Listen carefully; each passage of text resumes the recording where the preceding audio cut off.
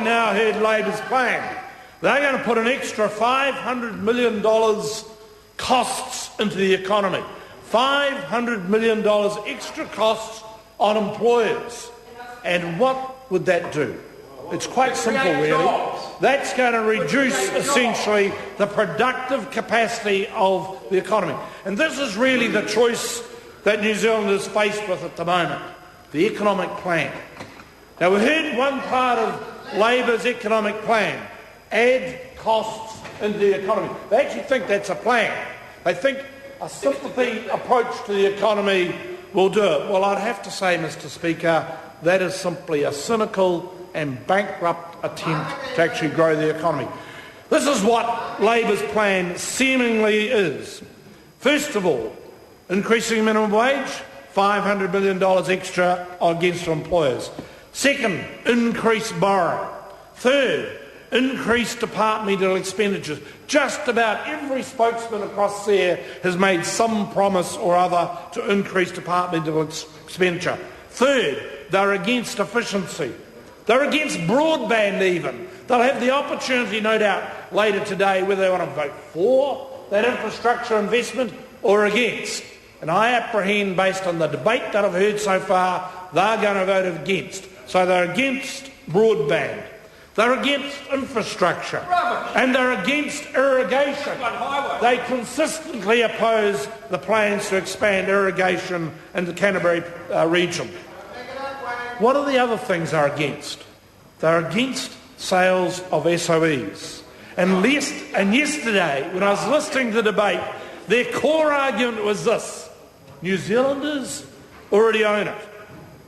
Complete misunderstanding about what it's about. Because you could have said that about a Polish shipyard, you know. The people already owned the Polish shipyard. What did the Polish people do? They decided, in fact, in common with every East European citizen, that actually them already owning it was not the way to prosperity. In fact, the way to prosperity was to actually have a personal share in that business. So our mixed ownership model will build the capacity of the New Zealand Stock Exchange, give opportunity to New Zealanders, including KiwiSaver account holders, to own directly, have a stake, a personal stake in the economy of New Zealand, and they will personally see the gains.